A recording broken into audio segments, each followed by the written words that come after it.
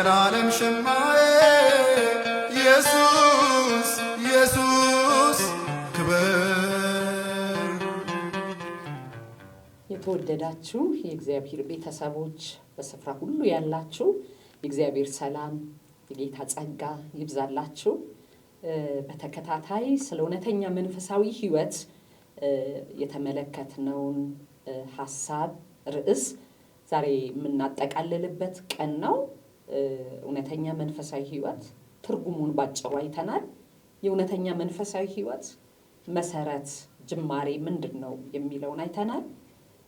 ይሄ እውነተኛ መንፈሳዊ ሕይወት ደግሞ እንዲያድግ እንዲቀጥል የሚረዳው ነገር ምንድነው የሚለውን ጥቂት ሐሳብ አይተናል። ይሄ ማለት ሁሉ ነገር ነው ማለት አይደለም። በጣም ካለን ከአየር ሰዓት ጋራ ዋና ዋና መሰረታዊ ነገርን ነው እያየን ያለነው እንጂ ሁሉንም ነገር እያየን አይደለም። ግን ለሌላው ሁሉ መሰረት የሚሆኑ ነጥቦችን ነው ያየነው። ዛሬ በመጨረሻው ጊዜያችን የእውነተኛ መንፈሳዊ ሕይወት ተግዳሮት ምንድነው? መሰናክሉ ምንድነው? እንዳንቀጥል የሚያደርገን ነገር ምንድነው ብለን እንመለከታለን። እነዚህ ተግዳሮቶችን የምናየው ተስፋ ለመቁረጥ ሳይሆን ነቅተን በእነዚህ ጉዳዮች ላይ መንፈሳዊ ትጥቅ እንድንታጠቅ ነው። ለካ ይሄ ተግዳሮት ነው ብለን በመንፈሳዊ ሕይወታችን ላይ በእውነተኛ መንፈሳዊ ሕይወታችን ላይ ሊያጨልም ሊያጨነግፍ በመጣው ላይ ቆራጥ እርምጃ እንድንወስድ ነው። እግዚአብሔር ቆራጥነታችንን ይፈልጋል። ከሚቆርጡ ሰዎች ጋር እግዚአብሔር አብሮ ይቆማል። ለውጥ ይመጣል በሕይወታችን ወገኖቼ። ዛሬ አብረን የምንመለከተውን ክፍል መነሻ እንዲሆነን አንደኛ ጢሞቴዎስ ምዕራፍ 6ን እናነብና ጸልየን እንጀምራለን። አንደኛ ጢሞቴዎስ ምዕራፍ 6 ከቁጥር 3 ጀምሮ በጌታ ስም አነበዋለሁ። ማንም የሐሰት ትምህርት ቢያስተምር ከጌታችን ከኢየሱስ ክርስቶስ ጤናማ ቃልና እውነተኛ መንፈሳዊነትን ከሚያጎለብት ትምህርት ጋር የማይስማማ ቢሆን ያ ሰው በትዕቢት ተወጥሯል፣ አንዳችም አያስተውልም። ስለ ቃላት ለመከራከርና ለመጣላት ክፉ ጉጉት አለው። እነዚህም ቅናትን፣ ጥልን፣ ስድብን፣ መጥፎ ጥርጣሬን ያስከትላሉ። እውነትን በተቀሙና መንፈሳዊ ነገር ትርፍ ማግኛ በሚመስላቸውና አይምሮ በጎደላቸው ሰዎች መካከል የማያባራ ንትርክ ያመጣሉ። ነገር ግን እውነተኛ መንፈሳዊነት ባለን ነገር ከመርካት ጋር ትልቅ ትርፍ ነው። ምክንያቱም ወደ ዓለም ያመጣ ነው ምንም ነገር የለንም። ምንም ነገር ይዘን መሄድ አንችልም። ነገር ግን ምግብና ልብስ ካለን ያ ይበቃናል። ባለጠጋ ለመሆን የሚፈልጉ ግን ወደ ፈተናና ወደ ወጥመድ እንዲሁም ሰዎችን ወደ መፍረስና ወደ ጥፋት ወደሚያዘቅተው ወደ ብዙ ከንቱና ክፉ ምኞት ይወድቃሉ። ምክንያቱም የገንዘብ ፍቅር የክፋት ሁሉ ስር ነው። አንዳንዶች ባለጠጋ ለመሆን ካላቸው ጉጉት የተነሳ ከእምነት መንገድ ስተው ሄደዋል፣ ራሳቸውን በብዙ ስቃይ ወግተዋል። የእግዚአብሔር ሰው ሆይ አንተ ግን ከዚህ ሁሉ ሽሽ። ጽድቅን፣ እውነተኛ መንፈሳዊ ሕይወትን፣ እምነትን፣ ፍቅርን፣ ትዕግስትን፣ ገርነትን ተከታተል። መልካሙን የእምነት ገድል ተጋደል። በብዙ ምስክሮች ፊት በመልካም መታመን የመሰከርክለትን የተጠራህበትን የዘላለምን ሕይወት አጥብቀህ ያዝ። ጸልያለን። ጌታ ሆይ ይሄ ቃል በመንፈስ ቅዱስ የተደረሰ በትውልድ መካከል አልፎ እኛ ጋር የደረሰ ቃል ነው። ስለዚህ ቃልህ እናመሰግንሃለን። እግዚአብሔር ልባችን በዚህ ቃል እንዲለሰልስ፣ በዚህ ቃል እንዲገራ፣ በዚህ ቃል እውነት ተስፋን እንዲሞላ፣ ኃይል እንዲታጠቅ እግዚአብሔር አምላክ ሆይ በመንገድ ከሚያስቀሩ ተግዳሮቶች እግዚአብሔር አምላክ ሆይ የበላይ የሚያደርግ ጸጋ በዚህ ቃል መቀበል እንድንችል እንድትረዳን በክርስቶስ ኢየሱስ ስም እንጸልያለን። ጊዜያችንን ተረከብ በክርስቶስ ኢየሱስ ስም። እውነተኛ መንፈሳዊ ሕይወት እንዲሁ እንደው ሰተት ብሎ ዝም ብሎ በቀላል የሚቀጥል አይደለም። በብዙ ነገሮች ላይ ተግዳሮቶች እንዳሉ ውጊያ እንዳለ ሁሉ ሰይጣን በብርቱ ከሚዋጋው ነገር መካከል እንደ ዋነኛ የሆነው ጉዳይ እውነተኛ መንፈሳዊ ህይወታችን ነው። ምክንያቱም ዘላቂ ነው፣ ዘለዓለማዊ ነው፣ ዋጋው ትልቅ ነው፣ እጅግ የከበረ ነው፣ በእግዚአብሔር ፊት የተወደደ ነው። ባለፈውም አንደኛ ጢሞቴዎስ ምዕራፍ 3 ላይ ያለ ጥርጥር ነው የተባለው። ምንም ጥርጥር የለውም። እውነተኛ መንፈሳዊ ህይወት ሚስጥሩ ያለ ጥርጥር ታላቅ ነው የተባለ ነው። ይሄ ቃል ደግሞ የታመነ ቃል ነው፣ ሁሉ እንዲቀበሉት የተገባ ነው።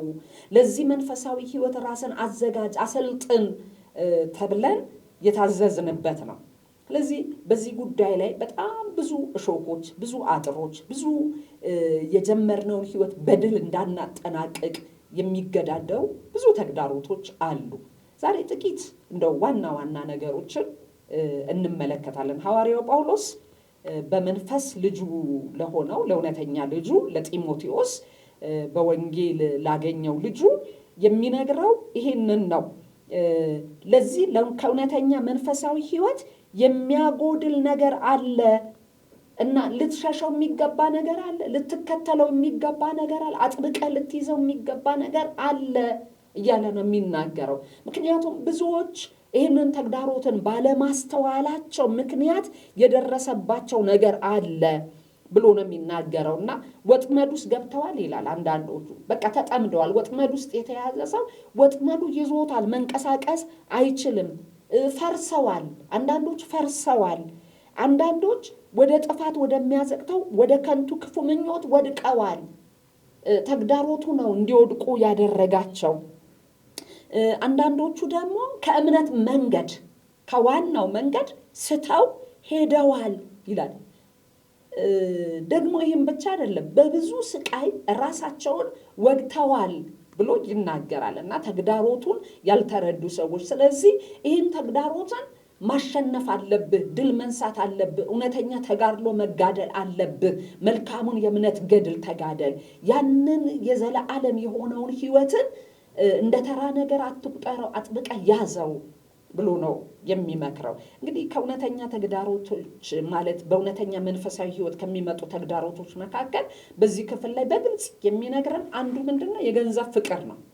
ከእውነተኛ መንፈሳዊ ህይወት ያጎላል፣ ለእውነተኛ መንፈሳዊ ህይወት እንቅፋት ነው። እንደምናውቀው እግዚአብሔር አንዱ ከሚባርከን በዚህ ዓለም ስንኖር በህይወትም በኑሮም በቤተሰብም በአገልግሎትም በቤተ ክርስቲያንም ከሚባርከን በረከት አንዱ ገንዘብ ነው። እግዚአብሔር በገንዘብ ሰዎችን ይባርካል፣ ገንዘብ ይሰጣል። ከሰማይ በታች ያለው ገንዘቤ ነው ያለ አምላክ ነው። ሁሉ በሱ ቁጥጥር ስር ነው። ብር ወርቁ ሁሉ የእግዚአብሔር ነው። ግን በዚህ ክፍል ላይ የሚነግረን ሰው በገንዘብ ፍቅር ሲጠመድ ከእግዚአብሔር ይልቅ ገንዘብ እንደ አምላክ ህይወቱን ሲገዛው ህይወቱን ሲቆጣጠረው ከእውነተኛ መንፈሳዊ ህይወት እየወደቀ ነው የሚሄደው። ገንዘብ ጣዖት ሲሆንበት፣ የገንዘብ ፍቅር ሲቆጣጠረው እና አንዱ ለመንፈሳዊ ህይወት ለእውነተኛ መንፈሳዊ ህይወት ተግዳሮት ሆኖ በብዙ ቅዱሳን ህይወት መጽሐፍ ቅዱሳችንም ላይ በተጠቀሱ ሰዎች ቢሆን በዘመናችንም በምናየው በግል ህይወታችንም እንኳን የምንፈተንባቸው አንዱ ፈተና የገንዘብ ፍቅር ነው። ለገንዘብ ያለን አመለካከት፣ ለገንዘብ ያለን ቦታ፣ ለገንዘብ የምንሰጠው ስፍራ ነው መንፈሳዊ ህይወታችንን ሊያስለቅቀን ከቦታም ሊያፈናቅለን ከሚችሉ ነገሮች አንዱ እንደሆነ መጽሐፍ ቅዱሳችን ይነግረናል እና ልንጠነቀቅበት ከሚገባ ይህን ተግዳሮት አሸንፈን ልንወጣ እንደሚገባ ይነግረናል። ወገኖቼ ስለ ገንዘብ ፍቅር ስናስብ ልናደርግ የሚፈለገው ነገር ምንድን ነው ብለን ስንመለከት የገንዘብ ፍቅር እንደ እርሾ ነው። እርሾ ብዙን ነገር እንደሚለዋውሰው ህይወታችንን ሳናስበው ነው ህይወታችንን የሚለዋውሰው የሚነካካው እና ካልተጠነቀቅን በገንዘብ ፍቅር ላይ እና አግባብ ባልሆነ መንገድ የሚመጡ ገንዘቦችን መከላከል ካልቻለን ህይወታችን ላይ በጣም ከፍተኛ የሆነ ተጽዕኖ ኖሮ ህይወታችንን ለማሸነፍ ይችላል። በማቴዎስ ወንጌል ምዕራፍ 13 ቁጥር 22 ላይ ይሄ የባለጠግነት ምኞት የሚለውን እንደ እሾክ ነው የሚመስለው። ያንቀዋል። የተዘራውን ዘር ተገቢውን እድገት እንዳያድግ ያንቀዋል፣ ይቆጣጠረዋል፣ ይይዘዋል ብሎ ሲናገር እንመለከታለንና ይህ የገንዘብ ፍቅር የእግዚአብሔርን የልብ ሐሳብን አገልግለን እንዳናልፍ ያደርገናልና መጽሐፍ ቅዱስ በጣም ካስጠነቀቀን በብሉይ ኪዳን ላይ የሐሰተኞች መለያ ምልክት ሆኖ የተገለጠው በአዲስ ኪዳን ደግሞ ካስጠነቀቀን አንዱ ህይወት የበለዓምን ህይወት ነው። የአመፃ ደሞዝ ይላል ሁለተኛ ጴጥሮስ 2:13 ላይ የአመፃ ደሞዝን ነው የፈለገው ይላል። ደሞዝ አይደለም የፈለገው፣ የአመፃ ደሞዝን ነው የፈለገው። ስለዚህ ጌታን ማገልገልን፣ መሰጠትን፣ ዋጋ የሚያሳጣ ትርጉም የሚያሳጣ ነገርን፣ አቅጣጫ የሚያስቀይረውን ነገር ልንጠነቀቅ እንደሚያስፈልግ መጽሐፍ ቅዱሳችን ይነግረናል። ያው እዚህ አንደኛ ጢሞቴዎስ 6:10 ላይ የሚነግረው ራስን በብዙ ስቃይ የሚያስወጋ ነው ብሎ ነው የሚነግረንና የድሆችን እርሻ የናቡቴንን እርሻ ለመቀማት አክዓብ የሄደው እኮ የገንዘብ እጥረት ኖሮበት ሳይሆን የገንዘብ ፍቅር ስላለው ነው። ኤልዛቤል ጎሏት አይደለም ናቡቴንን በሐሰት ምስክር ያስገደለችው ወገኖቼ። የገንዘብ ፍቅር የንዋይ ፍቅር ነው እንጂ የገንዘብ እጥረት አይደለም። አንዳንድ ጊዜ ሰዎች ምክንያት ሲፈጥሩ ምን ይላሉ? ዘመኑ እኮ ነው፣ ችግር ነው፣ አሁን እኮ በጣም ኢኮኖሚው እንደዚህ ስለሆነ ነው፣ ሰው ለምን ይሰርቃል፣ ሰው ለምን ያታለላል፣ ሰው ለምን ጉቦ ይቀበላል ሲል እንዴ በጣም እኮ ኑሮውን ታዲያ ምን ያድርገው? አይደለም። ገንዘብ ስላጠረን አይደለም፣ ገንዘብ ስለቸገረን አይደለም፣ በገንዘብ ፍቅር ከመያዝ የተነሳ ነው። የገንዘብ ፍቅር ወገኖች በቃኝ የማንልበት ህይወት ነው። ስለዚህ የእግዚአብሔር ቃል በብርቱ የሚመክረን አንደኛ ጢሞቴዎስን ምን ይለዋል? አንተ የእግዚአብሔር ሰው ከሆንክ ለእውነተኛ መንፈሳዊ ህይወት ከማይጠቅም ከገንዘብ ፍቅር ከዚህ ሽሽና ጽድቅን፣ እውነተኛ መንፈሳዊ ህይወትን፣ እምነትን፣ ፍቅርን፣ ትዕግስትን ተከታተል ይለዋል። የክትትል ለውጥ ማድረግ ያስፈልጋል። አንዱ መዋጊያችን እየሸሸን የምንከተለውን ደግሞ መምረጥ ነው።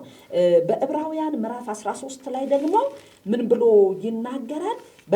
የገንዘብ ፍቅርን የምናሸንፍበት አንዱ ነገር ደግሞ ባለን መርካት ነው። ዕብራውያን ምዕራፍ 13 ይሄንን ይመክረናል። ዕብራውያን ምዕራፍ 13 ላይ እንደዚህ ብሎ ይናገራል። ቁጥር 5 ራሳችሁን ከፍቅረ ንዋይ ጠብቁ፣ ባላችሁ ነገር ረክታችሁ ኑሩ ይላል። በቃ ከገንዘብ ፍቅር ሰው እንዴት ያመርጣል? ባለው ነገር መርካት። ባለው ነገር ለመርካት ደግሞ ትልቁ የሚጠቅመው ምንድን ነው? ኑሮ ይበቃኛል ማለት ነው።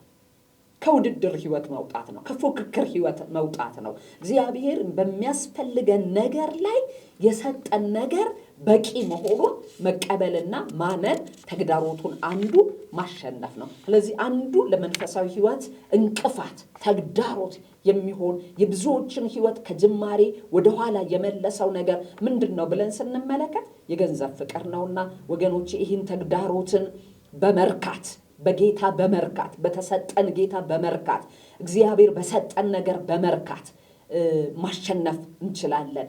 ለገንዘብ ፍቅር ከሚጋብዙ አካሄዶች በመሸሽ በመራቅ የምንከተለውን ነገር በመምረጥ ማሸነፍ እንችላለን። ሁለተኛው ተግዳሮት ምንድን ነው ብለን ስንመለከት ራስን አለመመርመር ነው። ራስን አለማየት ነው። ለእውነተኛ መንፈሳዊ ህይወት ወገኖች ራስን አለመመርመር በጣም እንቅፋት ነው። በክርስትና ህይወት ወገኖች በድል የምንሄደው በትናንት ህይወት ላይ ተደላርለን በመቀመጥ አይደለም። ራሳችንን መመርመር፣ ህይወታችንን መመርመር፣ ቤታችንን መመርመር፣ ልባችንን መመርመር ያስፈልጋል። መፈተሽ፣ በእግዚአብሔር ቃል ህይወትን መፈተሽ፣ ህይወትን መመርመር፣ በጣም አገልግሎትን መመርመር በጣም ያስፈልጋል። እንዲሁ የምንቀጥልበት አይደለም ወገኖቼ። በመንፈሳዊ ህይወት ለለውጥ ትልቅ የሚረዳ ራሳችንን በእግዚአብሔር እውነት በእግዚአብሔር አይን መፈተሽ ያስፈልጋል። እግዚአብሔር እንዲመረምረን መፍቀድ አለብን። ሌሎችም ሰዎች እንኳን እንዲመረምሩን፣ እንዲያዩን፣ እንዲገመግሙን እንኳን መፍቀድ አለብን። ከእግዚአብሔር ቃል ይሄንን እንመልከት። መዝሙር 139 ላይ ይሄ ሁሉን በሚችል አምላክ ፊት አቀራረባችንን በመዝሙር 139 ላይ እንደዚህ ብሎ የእግዚአብሔር ቃል ይነግረናል። መዝሙር 139 ከ23 ጀምሮ እንደዚህ ይላል። እግዚአብሔር ሆይ መርምረኝ፣ ልቤንም እወቅ፣ ፈትነኝ፣ ሐሳቤንም እወቅ፣ የክፋትን መንገድ በውስጤ ቢኖር እይ፣ በዘላለም መንገድ ምራኝ ብሎ ይፈቅዳል። ይሄ ባሪያ መርምረኝ ይላል። ወገኖች አንዳንዴ ራሳችንን እናያለን። ልክ ነው፣ መጽሐፍ ቅዱስ ይለናል እኮ የወንድምህን ጉድፍ ከማንሳት በፊት የራስን ምሰሶ ተመልከት ይለናል። ራሳችንን ብንመረምር ደግሞ ባልተፈረደብን ይላል። አንዳንዴ ወገኖቼ ራሳችንን መርምረን እንኳን አንዳንድ ጊዜ የኛ መለኪያ ልክም ላይሆን ይችላል፣ እናጣለን። ምክንያቱም ብዙ ጊዜ ራሳችንን ስንመረምር ከሌሎች አንጻር ነው። ለምሳሌ እከሌ እንደዚህ ያደርጋል እኔ አላደርግም፣ እከሌ እንደዚህ አጥፍቷል እኔ አላጠፋውም ብለን በሌሎች ራሳችንን ልናጸድቅ እንችላለን። ግን ሁሉን በሚችል አምላክ ፊት ደግሞ መመርመር፣ ራስን ፈቅዶ እኔ ያላየሁትን እግዚአብሔር ያየውን ነገር እንዲያሳየኝ መፍቀድ ያስፈልጋል። እና የብዙ ሰው የህይወት ውድቀት ራስን ባለመመርመር በትናንት ህይወት በትናንት ድል ብቻ በመመካት ወደፊት በመቀጠል ሳያውቁ መንሸራተት ነው። ሳያውቁ ወደኋላ መመለስ ነው። ድንገት ከእውነተኛ መንፈሳዊ ህይወት ጋር ተፋቶ ራስን ደረቅ ሆኖ ባዶ ሆኖ መንፈሳዊ ህይወት ላይ ያላቸው ዋጋ ያላቸው ነገሮች ቀሎብን ሲገኝ ነው።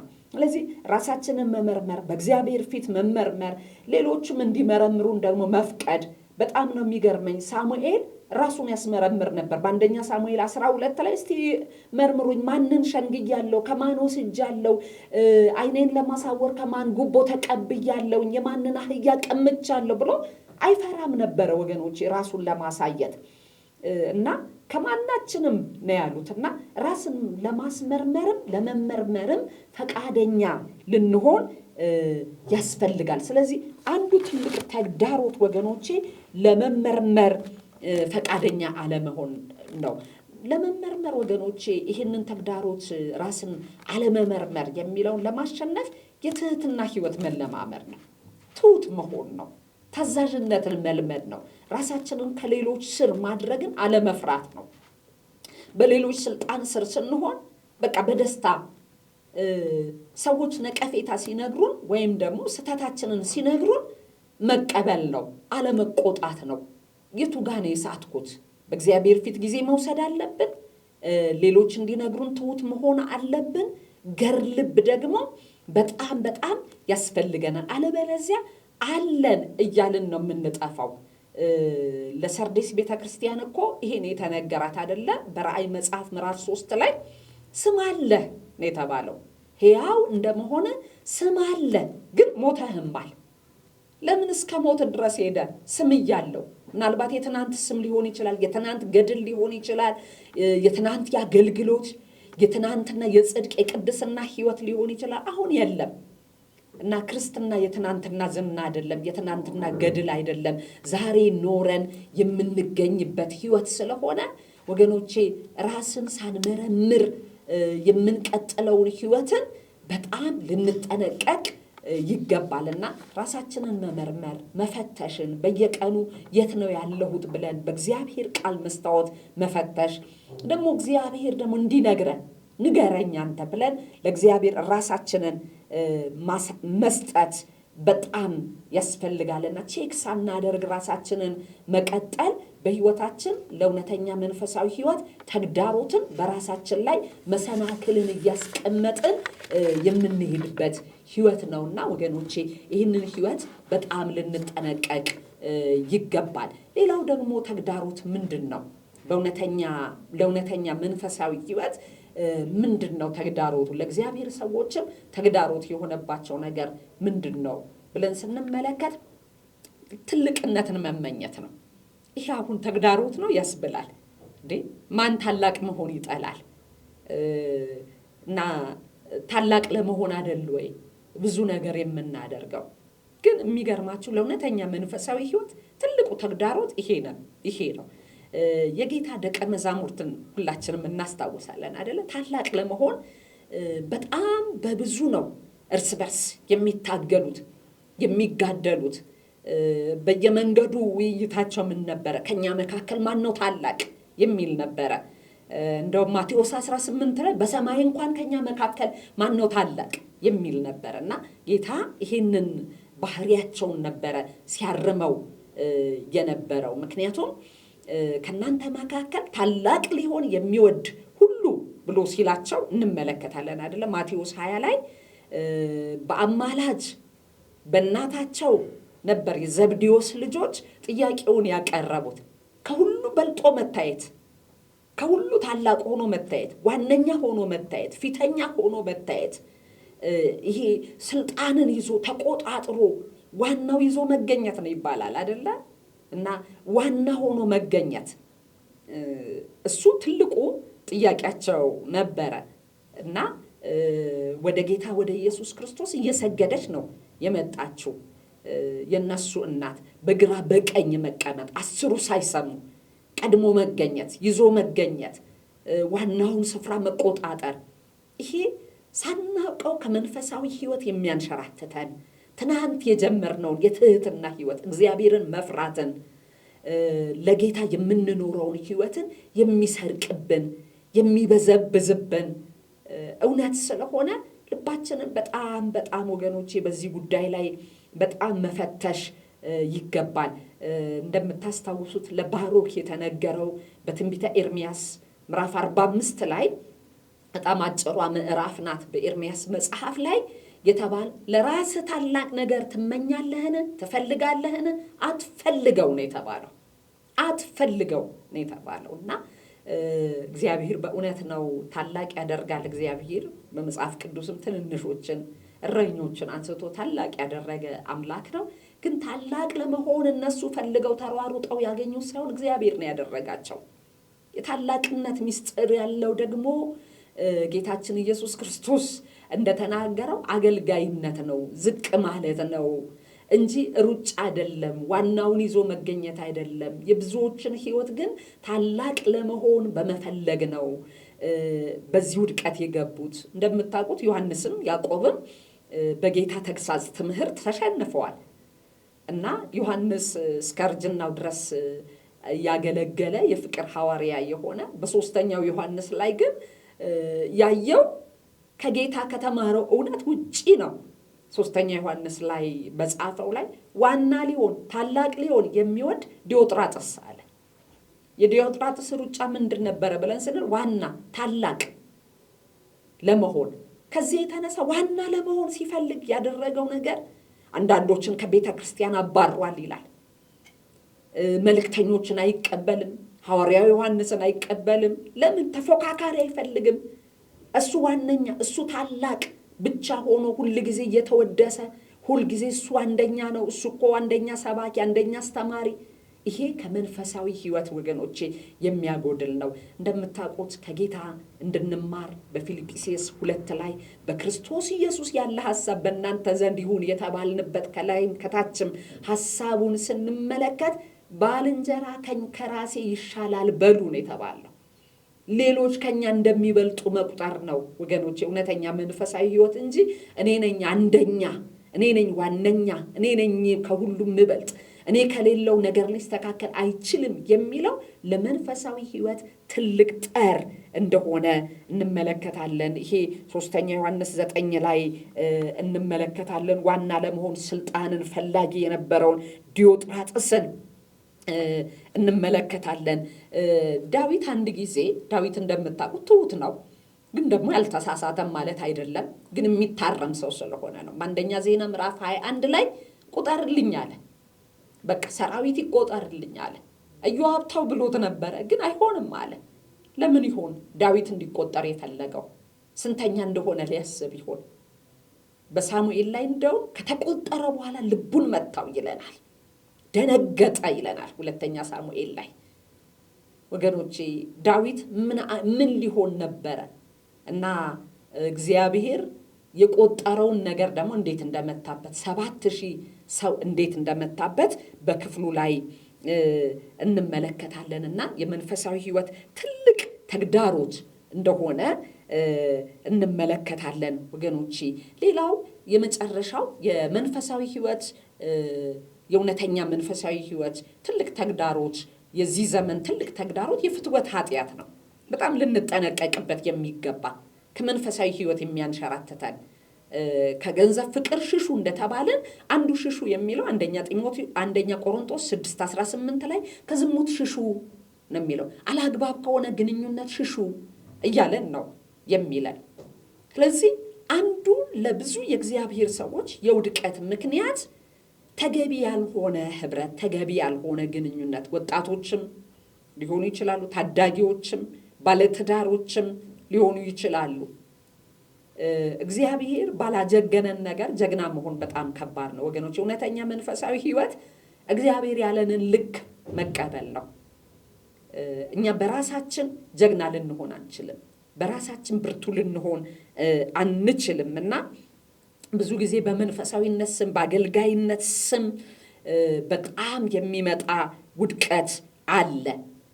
ይህንን ውድቀት ከምንድን ነው የሚመጣው ብለን ስንመለከት ካለመሸሽ የሚመጣ ነው እና አንዱ እንድንሸሽ የተጠየቅነው ይህንን ነው። ዕብራውያን 13:4 ላይ በጣም ድንቅ የሆነ የእግዚአብሔር ምክር አለ። ጋብቻ ክቡር ነው፣ መኝታው ደግሞ ንጹህ ነው፣ እግዚአብሔር ግን በሴሰኞች በአመንዝሮች ግን ይፈርድባቸዋል ይላልና እግዚአብሔር እንግዲህ ይህንን ቃሉን እሱ መንፈሳዊ ሰው ነው ብሎ አይለውጥልንም።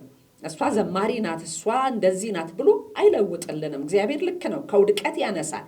ስለዚህ ወገኖቼ ይሄ ተግዳሮት መሆኑን አውቀን ሲቀርበን እንደ ዮሴፍ መተው የሚገባንን ትተን ልንሸሽ ይገባል። እንደው ባጭሩ ይህንን ይህን ተግዳሮት ለማሸነፍ የሚረዳ ጥቂት ነገሮችን ተናግሬ ጨርሳለሁኝ። እኔ በጣም ጠቃሚ ናቸው የምለው አንደኛ ሰው መሆናችንን ማወቅ አለብን። በዚህ ጉዳይ አልወድቅም ከሚለው ይልቅ ሰው መሆናችንን መረዳት በጣም ትልቅ ነገር እንደሆነ አስባለሁኝ። ሁለተኛው ነገር ደግሞ ልብን መጠበቅ አለብን።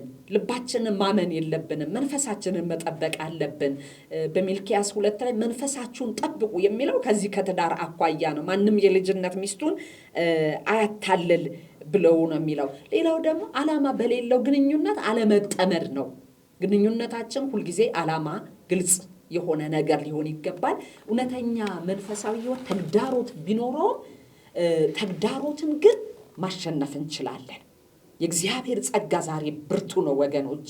በሚገጥመን ተግዳሮት ላይ አሸናፊ ነው። ስለዚህ በገንዘብ ፍቅር ላይ ራሳችንን ባልመረመርንበት ነገር ላይ በፍትወት ኃጢአት ላይ ብርቱ ጸጋ አለ።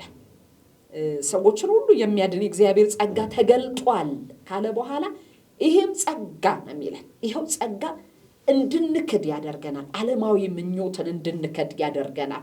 በዚህ ዘመን እግዚአብሔርን በመምሰል በጽድቅ እንድንኖር ያደርገናል። ለእውነተኛ መንፈሳዊ ህይወት እንበረታታ። እግዚአብሔር አምላክ ይባርካችሁ። እናንተ ጋር ይሄ መልእክት እንደሚሰፋ በጣም አምናለሁኝ። እግዚአብሔር ግን በዚህ ዘመን በእውነተኛ መንፈሳዊ ህይወት እንድንኖር ይፈልጋል። ከሐሰት ከሽንገላ እንድንድን ይፈልጋል። እግዚአብሔር አምላክ የተባረከ ይሁን። ጸልየን እንጨርሳለን። ጌታ ሆይ ስለ ሁሉ ነገር እናመሰግንሃለን። የቃል ባለቤት አንተ ነህ። የኛ ባለቤት አንተ ነህ። የህይወታችን የአገልግሎታችን ባለቤት አንተ ነህ። እግዚአብሔር ሆይ ምን ያህል ዘመን እንደምንኖር አናቅም። የተሰፈረ የተለካ ዘመን ግን አለን። ይህንን ዘመን በውሸት እግዚአብሔር ሆይ በቤት እንዳንኖር ወደ እውነተኛ መንፈሳዊ ህይወት እንድንመጣ ልባችንን እንድትቀሰቅሰው ከተያያዝንባቸው ልክ ካልሆኑ ራሳችንን ከሸነገልንበት ባንተን ፊት ደግሞ ልክ ካልሆነ ምልልሶች ሁሉ እንድታድነን እንድታላቅቀን ለእውነተኛ መንፈሳዊ ህይወት ራሳችንን አሳልፈን እንድንሰጥ እንድትረዳን እኛም ሌሎችም በዚህ ህይወት ውስጥ እግዚአብሔር ሆይ መመለስ እንድንችል እንድትረዳን እንጸልያለን። ክብር ሁሉ ላንተ ይሁን በክርስቶስ ኢየሱስ ስም አሜን።